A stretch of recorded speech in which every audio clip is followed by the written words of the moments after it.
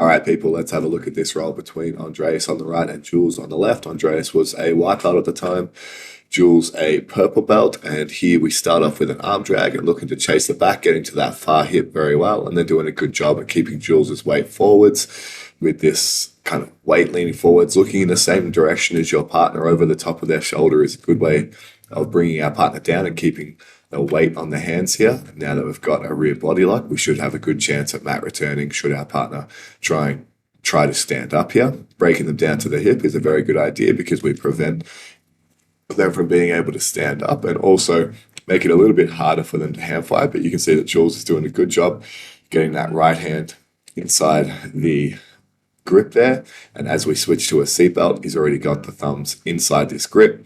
Then we start pulling our partner up. We're losing a little bit of chest to back connection here, and Giles is doing a good job at hand fighting. So we don't want to rush this situation. And you can see that when Andreas is starting to sit back and look for this back take, trying to get the hooks in, we kind of end up in this less than ideal position. So let's go back to this spot here where we've done a great job at breaking our partner down to a hip. And this opens up a lot of opportunities for us, because this elbow needs to support them and stop them from being broken down to the shoulder. So it's a good time to start getting that right knee in like Andreas is doing. And we can start sliding our left knee through the gap between, like, just over the top of his hip there. So all of these things are good. We've opened up some space for us to get our hooks in. But when our partner is defending the grips really well here, what we can do is use chest pressure from behind them to make them post on the mat with that left hand that is currently the one giving us problems with the hand fighting. So they never want to go belly down. And if they go back to turtle, then at least we'll be able to get this right knee in between the armpit and the hip. So trying to push them forwards and make them post on that hand that is interrupting our grip is a good idea. The other thing that we could do here is try and further break them down over that shoulder so that then we can again force them to go belly down, post on that left hand, and then we can connect to our seatbelt and look for our chair sit back take. So we don't need to rush this spot. We've done a really good job so far. And another little thing that we could do here is kind of break our partner down further by bringing this left shin through the gap, like over the top of the hip. The top of our foot can hook behind our partner's thigh and start pushing their knees together.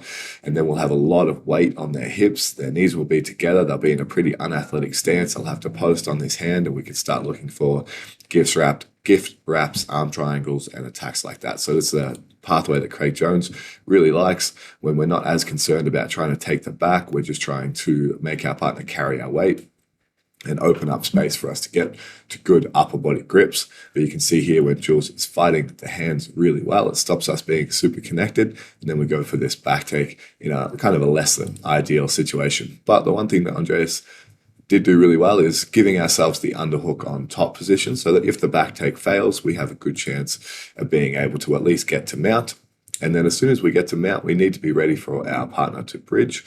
So when our body is down, we are the most vulnerable to bridges. So that's why ideally when we take them out, we start with elbows already above the shoulders. We look to get our underhooks in early and start driving our elbows up above their shoulders, say when we're transitioning from side control. But in a position like this where we've kind of opportunistically taken them out, we need to be ready for our partner to bridge. So something that we can be mindful of is they're very likely to bridge towards the side that we have the underhook on. So in this case, Andreas's right side, because he has the right underhook. And if we are too married to this crossface and our head is too low, then we are vulnerable to being off balanced, which is what happens in this situation here. So now we have closed guard, a little bit off screen, I know, but that should correct itself in a second. And closed guard is a very good position to get good at. If you're new to jiu-jitsu, I highly recommend getting good at both attacking from closed guard and defending from closed guard, because it's a great equalizer. You know, if you're getting tired during a round and your guard retention can leave you in a position where you can get to closed guard, you basically get free attacks at your partner. And we make them kind of respect the position. They are forced to get their posture back, and generally people have to stand up to get out of closed guard, which means that we can then start looking for tripod sweeps as a basic option, or any kind of K-guard variation, anything like that. So here, when we are crossing our ankles, that we could be a little bit more ankles crossed instead of feet crossed. And the way that we can do that is just by making any grips on triceps or back or head or whatever, and just crisscrossing our legs up higher and higher up our partner's back until we get a good ankle cross instead of just our feet crossed. And that's going to add a lot of power to your knee pulls. And pretty much from close guard, we're trying to both hand fight and knee pull. And the hand fighting is going to lead us to one of two main situations, which will be either trying to get an elbow across the middle of our body or a hand to the outside. So you can see that Andreas has done a good job at starting to hand fight here and looking to get an arm across the middle, and reaching for a cross grip on the hand is a good way of being able to bring the hand into the center, and then we can elbow push and get it across the middle. Holding onto the head is a great way of breaking the posture, making our partner frame in front of our body here. And you can see that when we hip escape, we're kind of forcing our partner to stand up, because they're vulnerable of this elbow being pushed across the center line, and then that will give us opportunities to sweep. So we could potentially put a right butterfly hook in here and start sweeping towards our left, or vice versa. We have opportunities to climb up the back a little bit here. But ideally, when we have this underhook type position, we kind of have our head forward and don't let our partner get their forearm in front of our head there. But still, you can see that we haven't really lost anything. We had a free shot at some attacks, and we're still saving energy. We're still being conservative, and we're kind of forcing our partner to be respectful of these grips and these attempts that we're trying to do. So hand fighting is difficult, and there are lots of different ways that we can go about it, but trying to bring our knees forward to our chest is very likely to make our partner post their hands on the mat and things like that. And then when we start controlling the head, we have opportunities to start climbing up our partner's body like so. And now that we've started to create a little bit of an angle over this direction, and we have our partner's arms trapped on the inside of our body, if we put our left foot on the ground next to the knee, we should have a decent chance at using this right foot to pendulum sweep our partner over our left shoulder. So a pendulum sweep or a flower sweep type variation. But anytime they can't post with a hand there, and we've got an angle, and a good cue for deciding whether or not you have an angle is their knee position. So you can see here that Jules's knee is on the inside of our far hip line. And anytime we have that, that means that their base is compromised and they're vulnerable to being swept in that direction. So good little hip escapes by Andreas on the bottom here. And there's definitely kind of sweeping opportunities here, as well as starting to attack the back and trying to beat that elbow to climb up our partner's back. So good job with the high guard here, trying to upgrade our cross legs to control more of the back of the shoulders.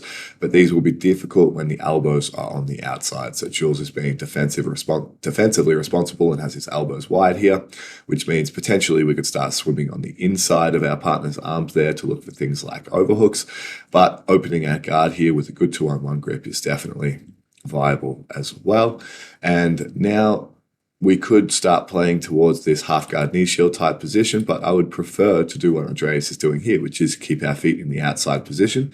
And we know that when we have our feet in the outside position, we're relatively safe from guard passes, but something that we need to be careful about is our partner passing towards this direction, because this is the hip that we are on.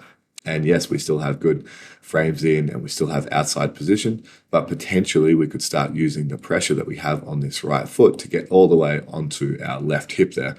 And if we're on our left hip, then we can start using this left foot in the outside position to play things like De La Riva and other outside position guards. And when our partner starts leg weaving us here, or kind of a variation of a leg weave, then as long as we can move our head away, we should be okay, which we can do in this case because Jules doesn't have a collar tie or a reverse collar tie. And my personal preference would be a reverse collar tie here, because if the person on top goes for a collar tie with their hand underneath the neck, then the person on the bottom has opportunities for choy bars and things like that by wrapping up this inside arm. But you can see that Jules has started to tripod up, and now we're in a much harder to defend guard position here. So if we can bring our bottom foot to the outside by retracting our right knee towards our shoulder and bringing this right foot to the outside position, then again, we'll have the opportunity to get back onto our left hip and be offensive from there, exactly like Andreas has done. So really good work here from Andreas. And you can see here Andreas is framing on the shoulders, and then makes a bit of a better decision there and starts pushing the head to the inside, which is a good rule of thumb because in general, we want to prevent our partner from going cross-body, because if they get their head all the way to the side of our body, they'll have a good ability to flatten our hips and shoulders towards the mat. So looking to keep your partner's head on the inside during these passing type positions is a good idea. You can see that Andreas's hand is on the outside there, and that makes it a little bit harder. But he still does a good job at building height in response to our partner going crossbody. And we have an opportunity for a reverse butterfly sweep here, particularly because Giles has his hands wrapped around our partner's hips, but we still have done a great job at getting up on this bottom knee, on the far knee.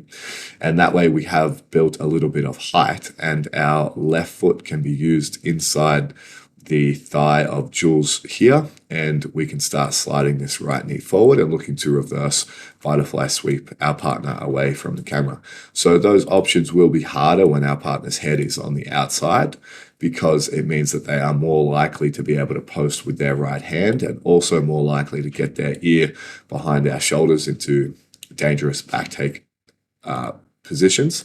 But still, a reverse butterfly sweep here could be a good option as a way of off-balancing our partner.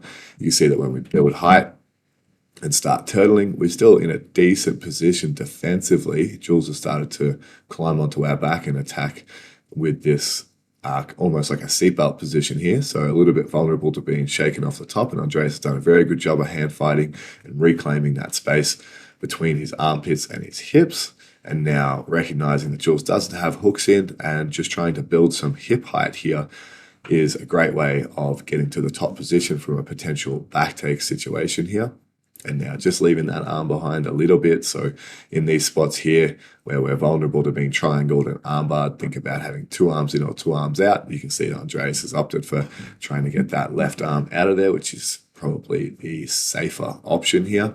And now we just got a little bit of patience to try and keep our elbow safe, and we start looking to pass from this spot. So recognizing here that we're vulnerable to being sucked into closed guard, which is what we want to avoid, and trying to move backwards and push this foot down so that we can start stepping over it, rather than being in a spot where we're hand fighting and vulnerable to being sucked into closed guard. So we want to avoid closed guard at all costs, because like we were saying before, we're pretty much the only way of getting out of here is to try and stand up and get out, which Andreas is doing a good job at doing, but we've kind of stood up in quite a vulnerable position.